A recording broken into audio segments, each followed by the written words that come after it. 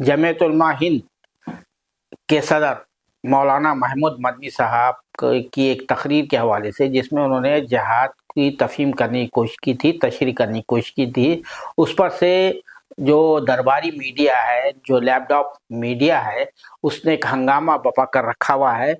और क्योंकि जिहाद के हवाले से बड़ी मनफी तस्वीर इस मुल्क में जो है मीडिया चलाता रहा है, तो जिहाद के असल मानी क्या है, तो उसी तरह मौलाना अरशद मदनी जो दूसरा जमीयत उलमा का जो दूसरा धड़ा है, उसके जो सदर हैं, इत्तेफाक से वो चचा लगते हैं महमूद मदनी साहब के, उनका भी एक बयान था। उन्होंने मुसलमानों का दर्द बयान करते हुए कहा था कि इस मुल्क में जिस तरह का माहौल बनाया गया है, एंटी मुस्लिम जो माहौल बनाया गया है, कि उसके नतीजे में उन्होंने एक अलामती तौर पर कहा था कि वाइस चांसलर बनना भी, यहाँ पर चांसलर बनना भी मुश्किल हो गया मुसलमान के लिए।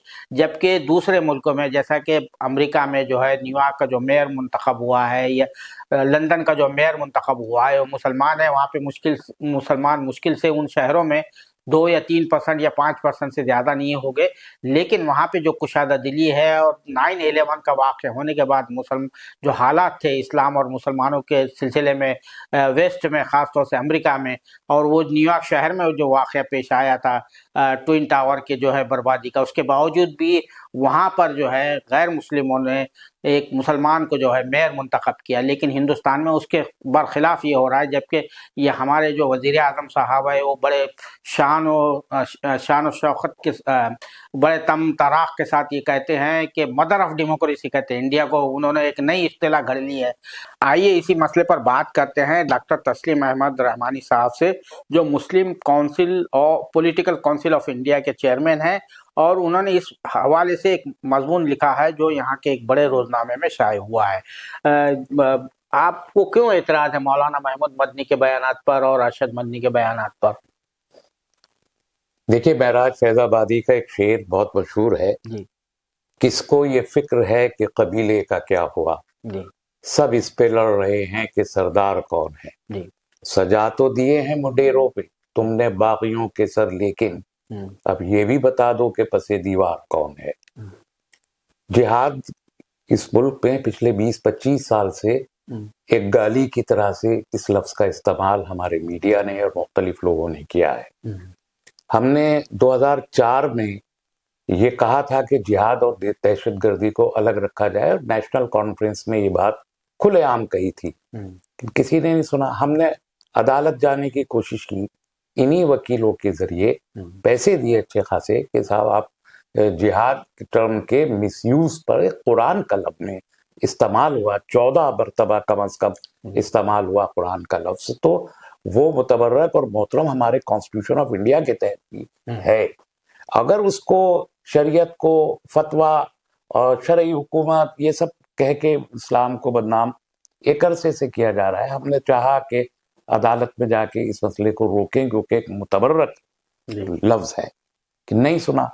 हम बोलते भी रहे, नहीं सुना। आज अचानक महमूद मदनी साहब को लफ्ज जिहाद का इस्तेमाल करने की जरूरत क्यों पेश आई? सवाल ये पैदा होता है कि वो तंजीमें जो इस मुल्क में मुसलमानों की नुमाइंदा तंजीमें आज़ादी के कबल भी थीं और आज भी उन्हें नुमाइंदगी का दावा है, वो तंजीमें बगैर किसी उसूली तशरीह के, बगैर किसी नजरियाती इख्तलाफ के अगर तकसीम हो जाती हैं मौरूसियत की बुनियाद पर, जो बजाय खुद इस्लाम में जायज नहीं है, और ये हज़रात कहते हैं, तो फिर सवाल तो पूछा जाना चाहिए ना कि आपके नुमाइंदगी में ये मौरूसियत क्यों है, और आप बर वक्त बात क्यों नहीं करते, किसी मखसूस मौके पर आप ये बात क्यों करते हैं। इसलिए ये एतराज ये नहीं है कि महमूद मदनी ने क्यों कहा, या जिहाद को आप जब इससे पहले आप जिहाद के सिलसिले में आप एक लफ्ज भी नहीं बोल सके। हम तो कम से कम 2 डिकेड से तो मुल्क के अंदर देख रहे हैं, 20 साल से, और कम से कम 40 साल से 1980 ऑनवर्ड जिहाद के लफ्ज को आलमी सतह पर बदनाम किया गया, खिलाफत को बदनाम किया गया। आप बात करें खिलाफत के बारे में, क्या ख्याल है महमूद मदनी साहब का, बताएं। वो खिलाफत को जायज समझते हैं या नाजायज समझते हैं? आज तो सब कुछ खिलाफत के खिलाफ हो रहा है। तो ये वो इश्यूज हैं कि जहां मिल्लत ये चाहती है यकीनी तौर पर कि उसकी दादरसी हो, उसकी आवाज हमारे कायदीन बने, ये चाहती है। لیکن ہمارے قائدین اپنی مصلحتوں اور حکمتوں اور اپنی ضرورتوں کے پیش نظر کبھی کبھی آواز اٹھاتے ہیں اور پھر کچھ دن میں ان کا انداز نادمانہ ہو جاتا ہے، یا وہ خاموش ہو جاتے ہیں یا وہ خاموش کر دیے جاتے ہیں۔ اس لیے ہم نے یہ کہا کہ کون معشوق ہے اس پردہ زناری میں جس نے 20 سال کے بعد جگا دیا۔ تو اب جو ہے اس ملک میں ظاہر بات ہے جہاد اور شہید دو انٹرچینجبل جو ہے ایک دوسرے سے ملی جلی جو ہے تو اصطلاحیں ہے اسلام میں استعمال ہوتی ہے۔ جہاد سے تو بڑی نفرت ہے اور آپ جانتے ہیں شہید سے بہت محبت ہے، رغبت ہے۔ ہر کوئی بھی جو کسی کاز کے لیے اس کی جان چلی جاتی ہے تو اس کو شہید کہا جاتا ہے یہاں پر irrespective آف، حالانکہ یہ اسلامی اصطلاح ہے شہید لفظ جو ہے۔ تو اب انہوں نے جہاد کے بارے میں پیش کرنے کی کوشش کی، تو اس سلسلے میں جو ہمارا جو موقف ہے دہشت گردی کے حوالے سے جو ہوا ہے معاملہ سامنے آیا کہ اسلام میں تو ایک دم بالکل واضح قرآن کی ایک ہی آیت سے ثابت ہو جاتا ہے کہ بھئی ایک بے گناہ انسان کا قتل پوری انسانیت کا قتل ہے۔ تو یہ جو ماضی میں جو 10 سال پہلے جو دہشت گردی کے واقعات ہوتے رہے اس میں مسلمانوں کو جو تو جکڑا گیا، نوجوانوں کو جکڑا گیا، تو یہ جو بار بار یہ ریپیٹ کرتے تھے، ری انفورس کرتے تھے، یہ جو تنظیمیں جو دونوں اب 2 حصوں میں تقسیم ہوئی ہے اور بھی دیگر تنظیمیں بھی اس پر کام کرتی تھی، تو اس پر کیا کہیں گے؟ ان کا جو دوہرا رویہ جو نظر آ رہا ہے۔ دیکھیے یہ تو 2012 میں اور 2015 میں جی کہہ چکے ہیں کہ مسلمان نوجوان گمراہ ہو چکے ہیں، اور میں ان سے کہنا چاہتا ہوں کہ وہ باز آ جائیں، جی کہ وہ باز آ جائیں۔ یہ رام لیلا گراؤنڈ میں کھڑے ہو کے کہا تھا۔ اس کا مطلب وہ یہ ایکسپٹ کرتے ہیں کہ ہندوستان کا مسلمان دہشت گردی کا میں ملوث ہو گیا ہے، جبکہ 2019 میں وزیر داخلہ اس ملک کا کھڑا ہو کے کہہ رہا ہے کہ مسلمان دہشت گردی کا میں ملوث نہیں ہوا ہے۔ ریٹ آف ایکویٹل جو نیشنل کرائم بیورو کے جو اسٹیٹسٹکس ہیں اس کے مطابق 97% ریٹ آف ایکویٹل ہے ان بچوں کا جن کو بے قصور دہشت گردی کے الزام میں ماخوذ کر کے 20 سال 15 سال 25 سال تک جیل میں رکھا گیا۔ اور ہمارا قائد یہ کہہ رہا ہے کہ تم انوالو ہو گئے ہو، تم باز آ جاؤ، تو کیا سوال نہیں اٹھنا چاہیے؟ ایک بات۔ دوسری بات، اس ملک کو کم از کم عالمی سطح پر اگر نہ ہو تو ملک کی سطح پر اس ٹرم کے لیے بحث ہونی چاہیے کہ جہاد کیا ہے، اس کے مینیفیسٹیشنز کیا ہیں، اس کے ٹائپس کیا ہیں، وہ کب جو اپلیکیبل ہوتا ہے، کب نہیں ہوتا، اس کی کیا شرائط ہے۔ اس کو واضح کرنے کا کام تو ہمارے دینی قائدین کا ہے، بجائے اس کے کہ آپ شرمندہ ہو کے ادھر ادھر کے الفاظ استعمال کریں۔ آپ کھل کے بات کیجیے، یا تو آپ قرآن کا انکار کر دیجیے کیونکہ قرآن نے استعمال کیا ہے، اور اگر آپ قرآن پر یقین رکھنے کے دعوے دار ہیں تو آپ کو قرآن کے ایک لفظ کو واضح ہونا چاہیے بغیر کسی ندامت کے۔ جہاں تک دہشت گردی کا تعلق ہے، تمام قائدین کو یہ بات معلوم ہونی چاہیے، پڑھنا چاہیے، بغیر پڑھے بات نہیں کرنی چاہیے۔ دہشت گردی کو 1890 میں پہلی بار استعمال ہونے کے بعد 1700 گھنٹے ہمارے یونائٹڈ نیشنز میں، اس سے پہلے لیگ آف نیشنز میں ڈیبیٹ کیا گیا ہے، اس کی آج تک کوئی کنسنسس ڈیفینیشن آج تک نہیں آ سکی۔ تو پھر دہشت گردی کسے کہتے ہیں یہ واضح ہونا چاہیے۔ اب 3 اسٹریم ہے ہمارے سامنے وائلنس سے ریلیٹڈ اس دنیا میں۔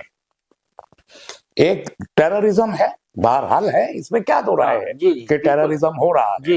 ایک جہاد ہے، ایک لمبے عرصے 1400 سال سے ایک ٹرم ہے، اس کی خصوصیتیں ہیں، وہ ایک state government, legitimate state government کے امیر کے ذریعے ہوتا ہے، کسی انڈیویجول کے ذریعے نہیں ہوتا۔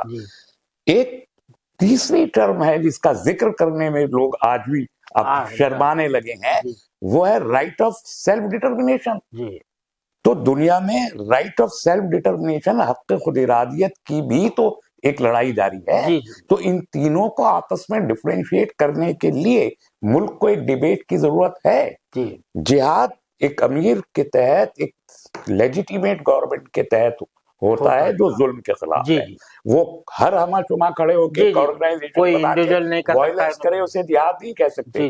ان معنوں میں آپ غور سے دیکھیں تو کشمیر جہاد نہیں ہے، ان معنوں میں آپ فلسطین کو اٹھا کے دیکھیں، فلسطینی قیادت نے آج تک اسے جہاد نہیں کہا، خود نہیں کہا، انہوں نے بھی اسے جو ہے وہ مزاحمت کہا ہے، right of self determination, resistance forces ہے، کشمیر ریزسٹنس فورس ہے، جہاد نہیں ہے۔ اسی طرح دہشت گردی وہ ہے کہ کوئی انڈیویجول اپنے کسی بھی ڈیمانڈ کو، چاہے جتنی لیجیٹیمیٹ ہو، ایک انڈیویجول گروپ کھڑا ہو اور ہتھیار اٹھا لے اور لوگوں کو مارنا شروع کر دے، وہ دہشت گردی ہے۔ تو ان تینوں میں جو فرق واضح ہونا چاہیے وہ کرنے کا کام کون کرے گا؟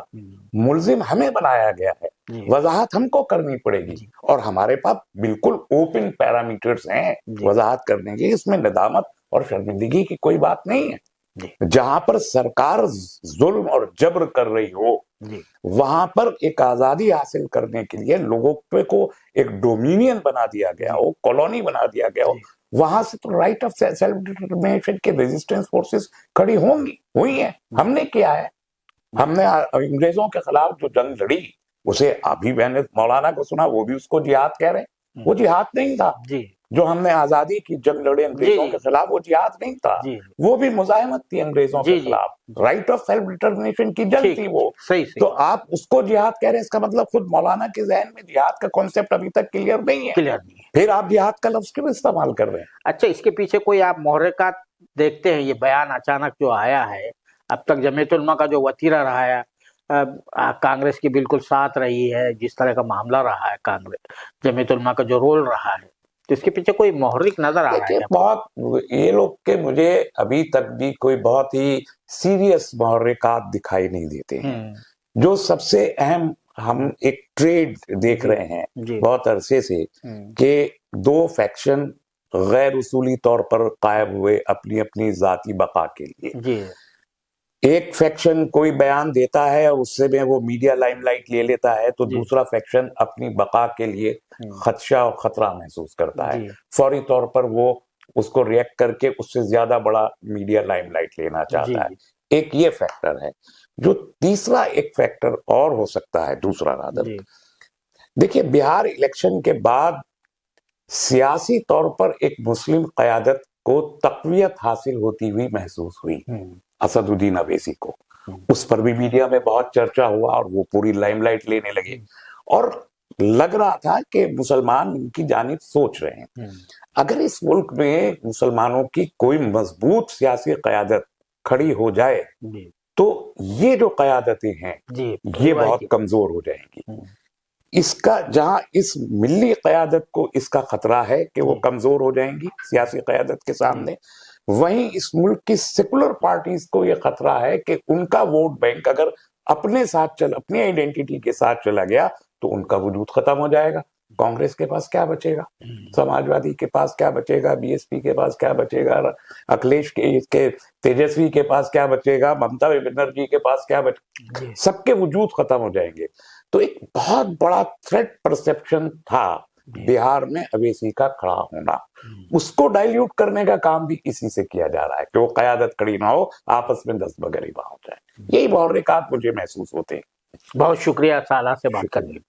یہ تھے ڈاکٹر تسلیم احمد رحمانی صاحب، جو بیانات آئے ہیں محمود مدنی صاحب کی طرف سے اور ارشد مدنی صاحب کے، اس کے حوالے سے ان کے جو اعتراضات تھے، انہوں نے جس مضمون میں لکھا تھا، ایک اخبار میں جو چھپا تھا، اس پر روشنی ڈال رہے تھے۔ ان کا کہنا ہے کہ اس کے پیچھے جو محرک ان کو جو نظر آ رہا ہے، اس کے پیچھے یہ ہے کہ اویسی صاحب کی جو پارٹی ہے وہاں بہار کے اسمبلی انتخابات میں ایک قوت کے طور پہ ابھری، یعنی کہنے کا مطلب یہ ہے کہ اس کو 5-6 سیٹیں وہاں پر مل گئی ہے اور کچھ جگہ اس کا اچھا مظاہرہ رہا، تو اس قیادت کو جو ہے پس پوچھ ڈالنے کے لیے، اور جو یہ دونوں جو تنظیمیں ہیں، دو دھڑے ہو گئے ہیں جمعیت علماء کے، تو اس میں جو رسہ کشی چلتی ہے بالادستی کی جنگ کے حوالے سے، اس وجہ سے یہ بیان آیا ہے، ورنہ اب تک جو ان کا جو رویہ رہا ہے، اور ان کا تسلیم احمد رحمانی صاحب کا یہ بھی کہنا ہے کہ جہاد کے بارے میں جو تصورات ہے، جو تصور ہے،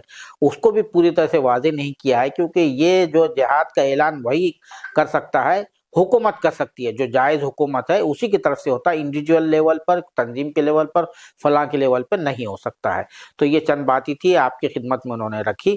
کیمرہ مین ذیشان راہی کے ساتھ میں عبدالباری مسعود، نئی دہلی۔